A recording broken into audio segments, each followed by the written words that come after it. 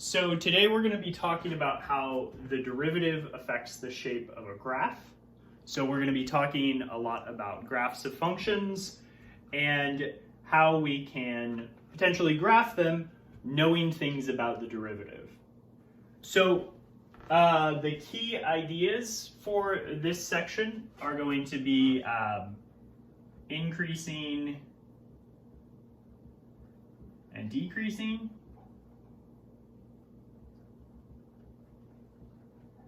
We're going to talk about the first and second derivative test.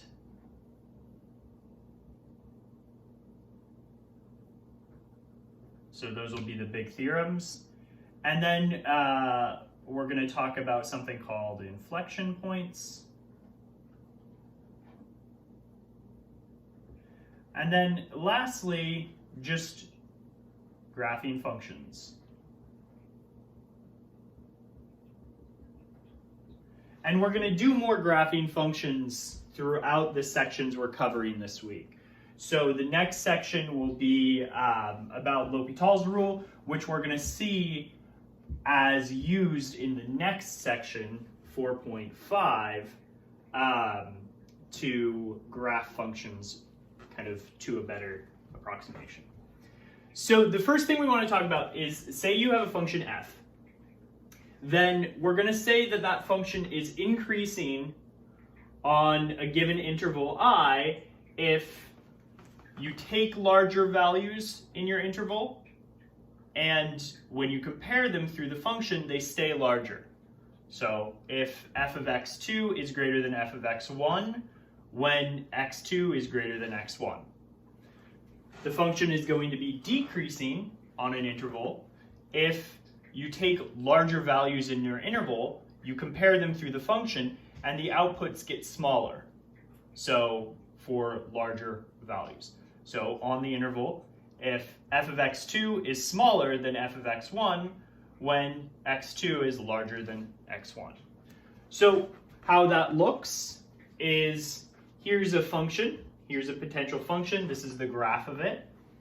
And what we're going to say is this function f, it's going to be increasing on the interval a to b. It's also going to be increasing when we go from c to d, but it'll be decreasing when we go from b to c. You can see kind of the decrease there.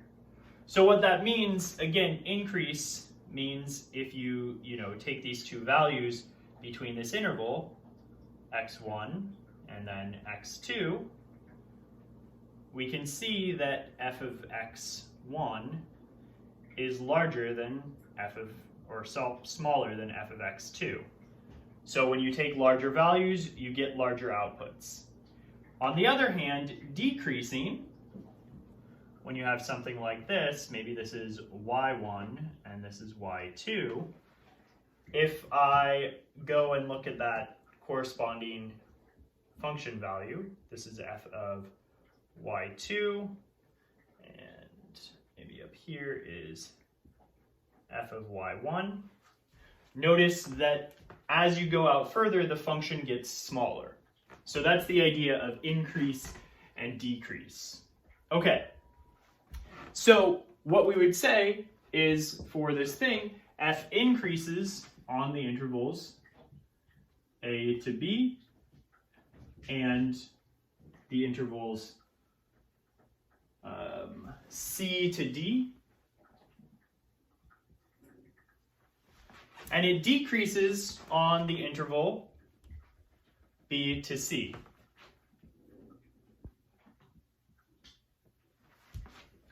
Now, so this is a nice way of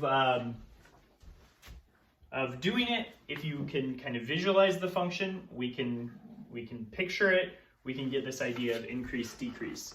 But we would like to know an easier way to test for increase and decrease. And that's what the increasing and decreasing section comes into play, or test comes into play. And the first one is, well, if the derivative of your function is greater than 0 on an interval, then f is increasing on that interval.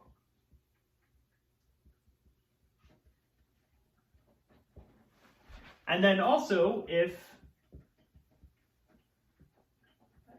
f prime of x is smaller than 0 on an interval,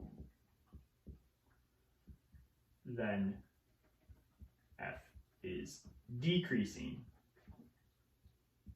on that interval. Okay, so how you want to visualize this is, remember the intervals from A to B. If I pick a point between A and B, any value I want, and I look at the tangent line, it's going to be kind of sloped that way. That means the tangent line is positive. So if we look at this, f prime is going to be positive, and that's true for all of the values between A and B. Now, one thing you want to be careful of is it doesn't really include B, because we know it's going to be 0 there. So it's just the values, and we also don't have a derivative at A because it's really only one-sided. So it's only the values strictly between A and B. But you can see that A is going to be your kind of local minimum value, actually absolute minimum value, and B is going to be kind of a local maximum value. So you know that on this interval from A to B, B has to be kind of the largest one, A has to be the smallest one. We're going to make a connection between this test and minimums and maximums in a second.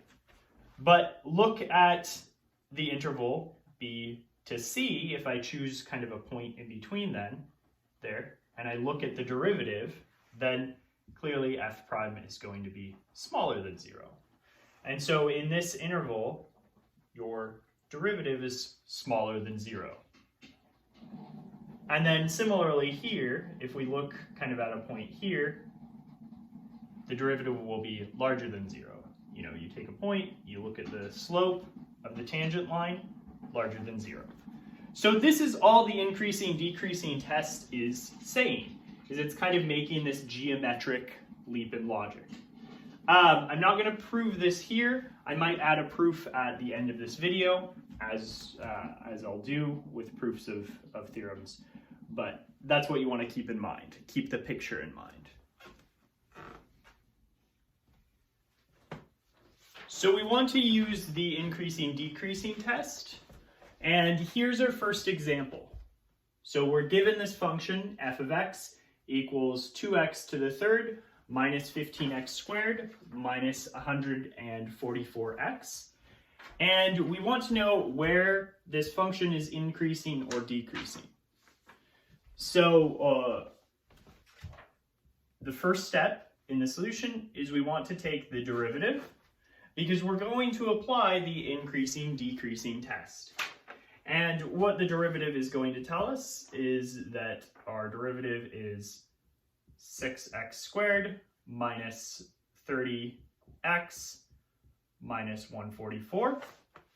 And I notice I can factor out a 6 and get x squared minus 5x minus 24. And then I can factor this further to get 6 times x minus 8 times x plus 3. And so what we notice is that if we set our derivative equal to 0, then we can solve for our critical numbers. We get x equals 8 and x equals negative 3.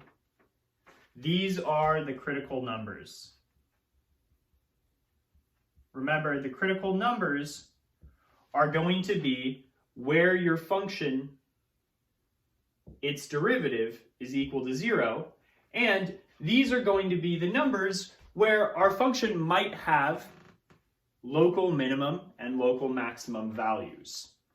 So what we want to do is, now what we're going to do is, if these are going to be local minimum and local maximum values, those are going to be where your function kind of is, where your derivative is equal to 0. And if you want to think of it this way, your derivative is either going to be greater than 0 or smaller than 0 at any other value. So what we want to do is we want to take the derivative of f and we want to split it into kind of 3 intervals. So this is the x-axis, and here I'm going to have -3, then over here I'll have 8. And if you want to think about it this way, our derivative is going to be some parabola, and so it's actually going to kind of enter in at -3 and exit out at 8. And we know that the parabola is going to be kind of up like this, because if we look at f of x equals 6x squared minus 30x minus 144x, this value is positive. So our parabola is going to open up that way. So this actually solves it for us, but we're going to see how to do it in a second. But I want to indicate what this is telling us. This is telling us that the derivative only crosses the x-axis at these points where it's equal to 0. Other than that, it's always going to be, so this is f prime, it's either always going to be negative or always going to be positive. And so that's why I only care about these intervals here. So again, what does your function look like? Our derivative is this, and we're going to make a table where you're going to have x, and you're going to have f prime. And what you're going to do is you're going to take test values here. And I'm going to take these test values, plug in 0 to this function. I'm going to get 0 minus 0 minus 144. And all that matters is that this is smaller than 0. And then what I'm going to do is I'll indicate that on this interval from -3 to 8, all of the values have to be negative. That means your derivative has to be less than 0. And you can see that visually by this graph too. This is where it dips under. And I just need to take one kind of test point in that interval. And that's because if there was a value where it was greater than 0, we would have found another point where that function is equal to 0. But it's not. It's only equal to 0 at these two values. Okay, now I have to pick other test points. So I'm going to pick a -4. And here's what I'm going to do. -4, I'm just going to plug it into what my function looks like here. I have -4 minus 8, -4 plus 3. And what I'm going to do is I'm just going to say that this is a positive, this is times a negative value, and this is times another negative value. See, you have 6 times whatever this is times whatever this is, but it's positive, negative, positive. Positive times 2 negatives is going to be greater than 0. This trick comes in handy because, again, I don't need to know exactly what this value is. I just need to know that it's greater than 0. And then all of the values on this interval from -3 to infinity are going to be positive for your derivative. And then again, I'm just going to take another test point after 8, make it 9, plug 9 as our x value in. We're going to get 6 times 9 minus 8 times 9 plus 3. I don't care what that product is. What I care about is this is a positive times a positive times a positive. And that's going to give me positive value. And so what I'm going to get here is everything after 8 is going to be positive for the derivative. And so using the increasing decreasing test, I know that my derivative is positive on this interval here and this interval from negative infinity to negative 3, and also from 8 to infinity. My derivative is also going to be negative on this interval from negative 3 to 8, not infinity, twisted infinity. And so what this means that using this test, f increases on this interval, negative infinity, all the way up to negative 3, and 8 all the way up to infinity, and f decreases on this interval from negative 3 to 8. Okay, so again, one thing to keep in mind is notice that this is true on this open interval. F prime is greater than 0 on the open interval from negative infinity to negative 3 and 8 to infinity. We don't include these endpoints. But we do include these endpoints when we say our function increases all the way up to that point. That's going to be because our function is going to have a maximum value, or a local maximum value, at 3, and then it's going to start decreasing all the way, this should say 8, I don't know why I keep flipping the infinities to 8s. It's going to start decreasing all the way from negative 3 down to 8, and then it's going to start increasing again. So it's going to have a local minimum value at 8. And we're going to see this kind of compounded into one statement called the first derivative test.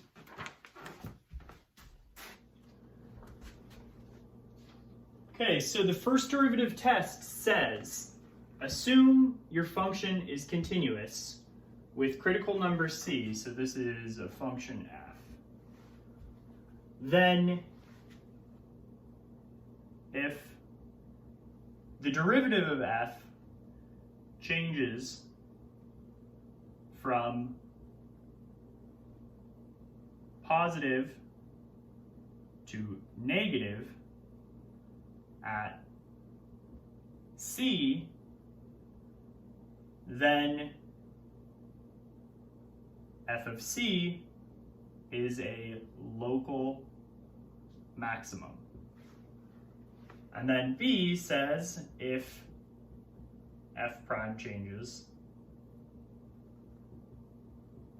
from negative to positive at c, then f of c is a local minimum.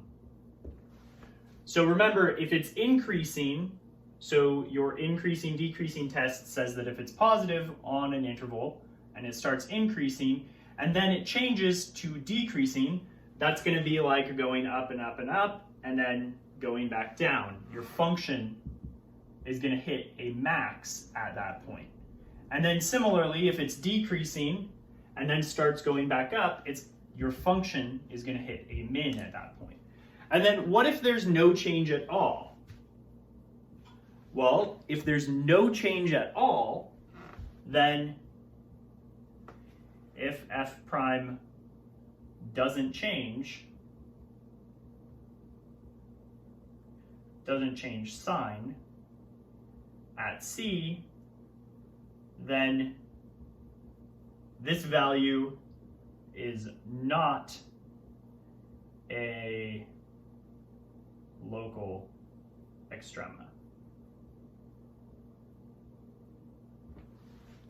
And so let's see examples of this.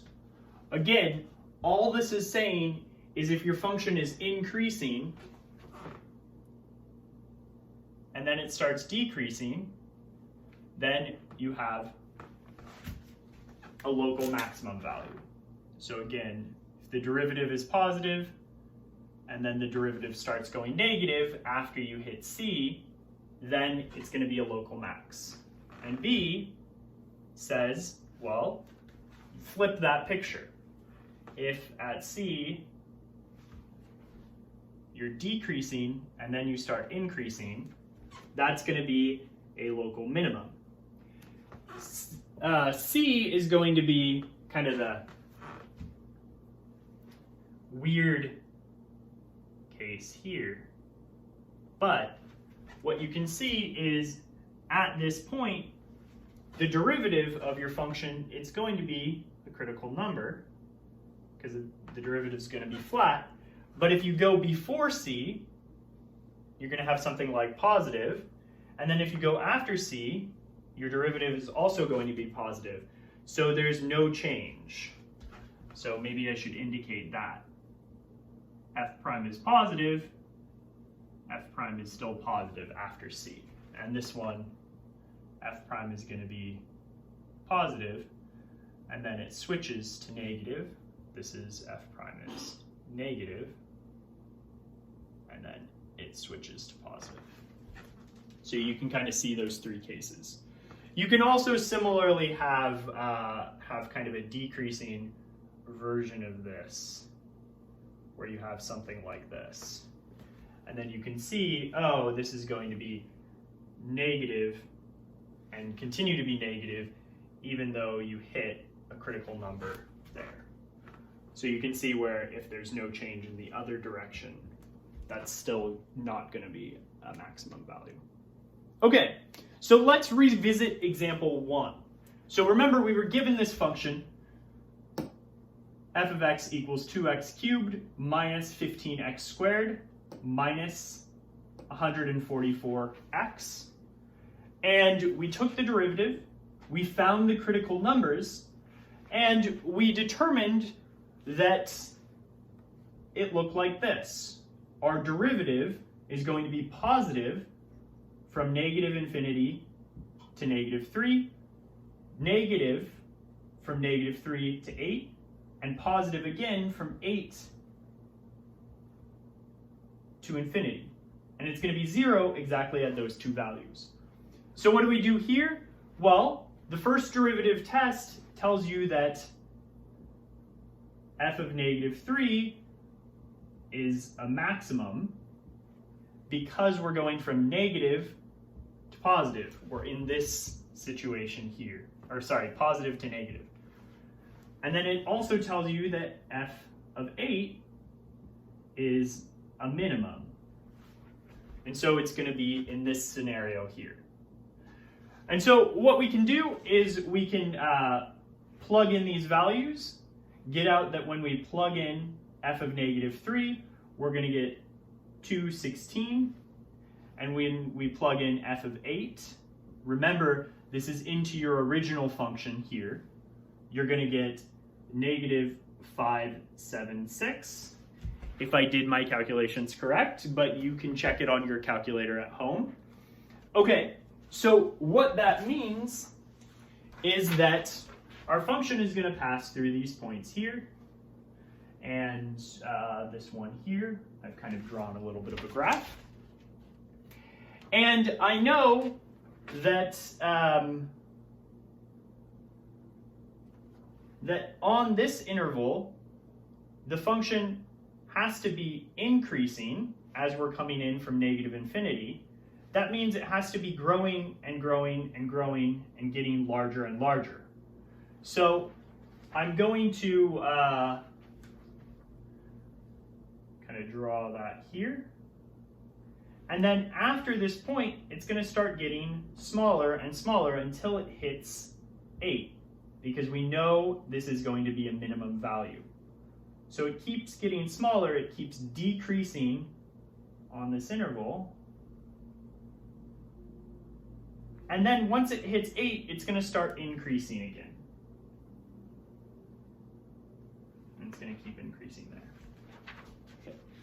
So one thing is that the graph is going to kind of look like this.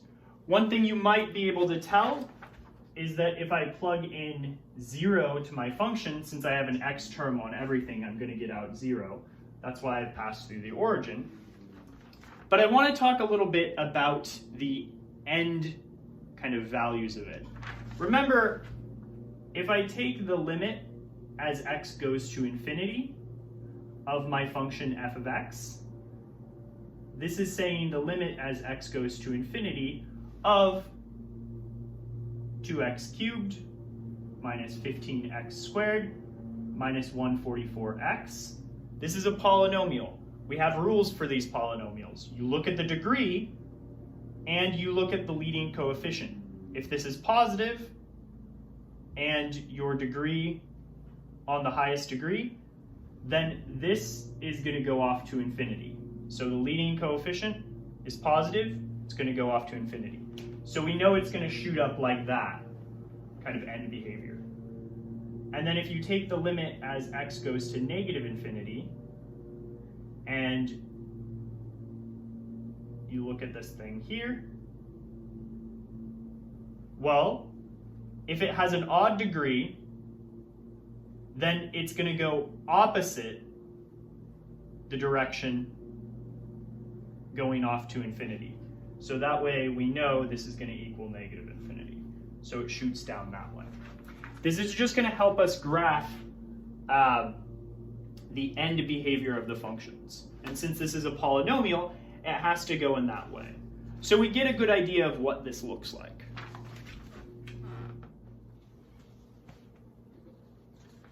Our next example is maybe a little more complicated. We're not dealing with a polynomial. Instead, we have this kind of trig function plus some x. So you're working with something a little more complicated.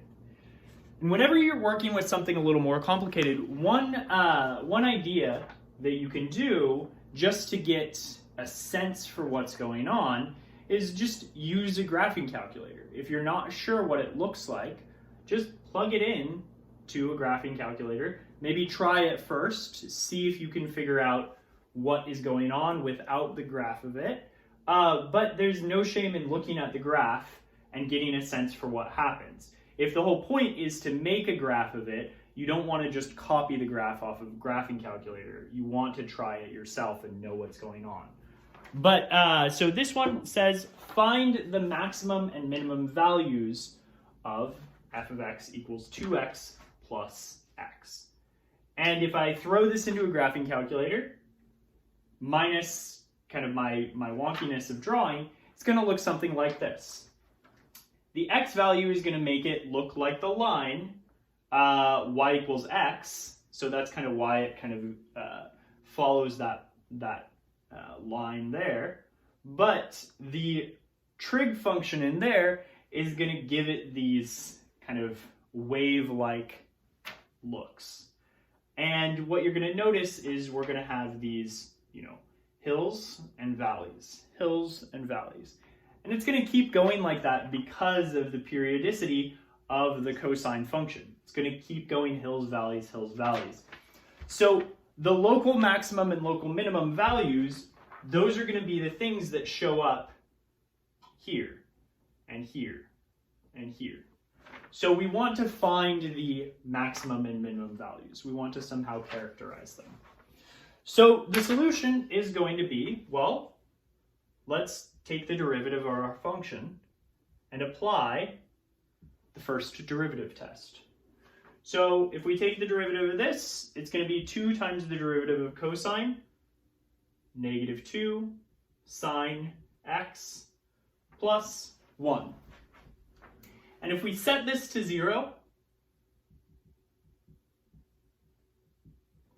set it equal to 0, then what we're going to find is that sine x has to be equal to 1/2. So what we want to do is we want to remember our unit circle, and remember, when is sine x equal to 1/2? So when does this happen? When is this true?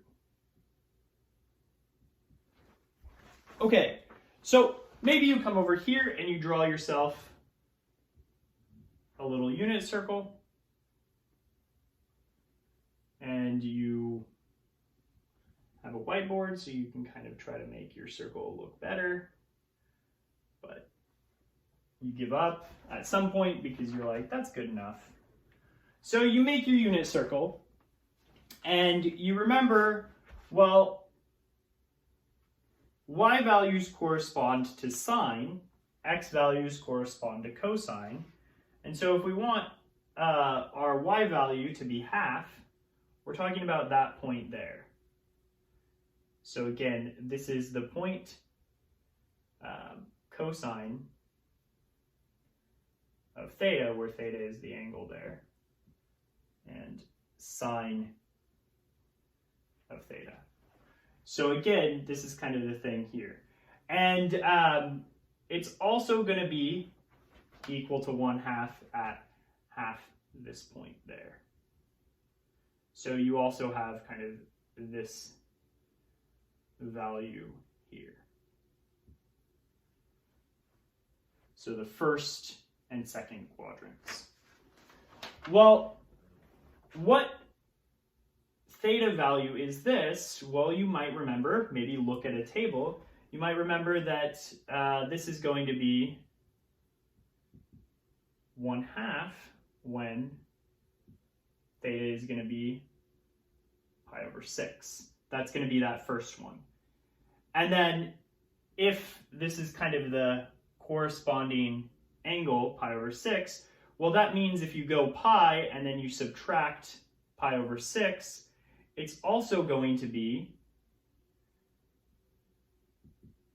at 5 pi over 6. So those are the two values that happen in the unit circle. But you want to remember, so let me rewrite this maybe a little bit bigger. This is going to be pi over 6, and this is going to be 5 pi over 6. This is where sine theta equals 1/2. These two values. That's going to be your first value. You can also add any factor of 2 pi where k is an integer. So keep that in mind, that if I go around again, I'm still at that point. And these are the only 2 points where the y value is going to be 1/2. Remember, the top of your unit circle, this is 1, and so you want to go halfway there. Okay, so how do we visualize this? How do we kind of see what's going on, apply the first derivative test? So what I'm going to do is I'm going to build a number line, x. And it's going to be very, very similar. Well, here, I'm going to have pi over 6. That's going to be one value. And then if I go all the way to 5 pi over 6, that's going to be somewhere here. And then if I travel out to pi from pi over 6, what value will that give me? Well, if I look at 2 pi, and I want to add that to pi over 6, I have to give them the common denominator, so this will be 12 pi over 6 plus pi over 6, or 13 pi over 6. So if I go out to pi, that's going to give me the value of, 13 pi over 6. And if I go back to pi here, this value is going to be 5 pi over 6 minus 2 pi. So if I go backwards on my number line from 5 pi over 6, I'm going to get, that'll give me negative 7 pi over 6. So this value is going to be negative 7 pi over 6. And then these things repeat. But here's something you want to keep in mind. The only kind of values on our unit circle that I'm worried about are from this section here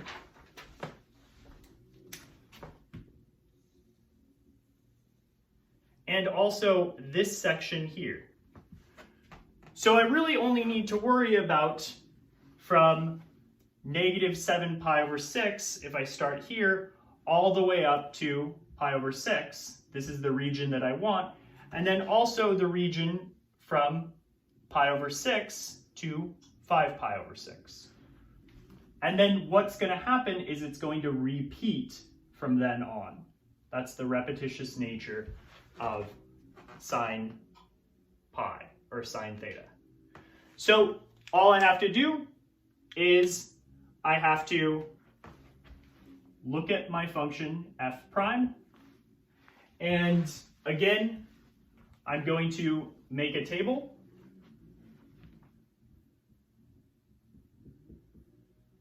I have x and I have f prime of x. Remember, f prime is equal to negative 2 sine x plus 1.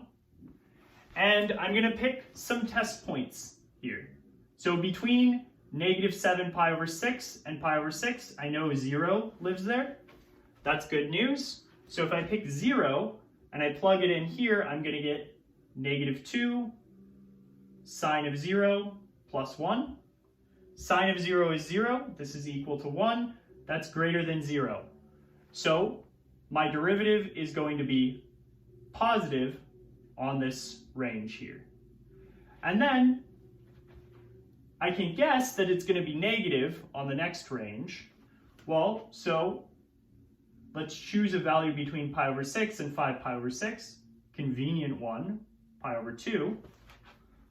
Let's pick that, pi over 2, plug it into our function. You're going to get negative 2 sine of pi over 2 plus 1, which is equal to negative 2 times sine of pi over 2 times 1 plus 1, or negative 1. This is smaller than 0, which is exactly what we expect. We're going to get negative there. And then what you can think is, well, this is just going to repeat 5 pi over 6 to 13 pi over 6. It's just going to repeat this region here. That's going to be positive. And then you're going to get negative after the positive, and so on. Okay, so what's happening here is that we're going to go from negative or positive to negative when we look at pi over 6. So this has to be a maximum value. You're going negative or positive to negative. This is a maximum value. And this is also going to be true whenever we add factors of 2 pi, where k is an integer. And then when we look at 5 pi over 6, that's going to be going from negative to positive. And also the same for any factors of 2 pi. So this is going to be a min. And I don't need to know what these values are, but this would be the solution.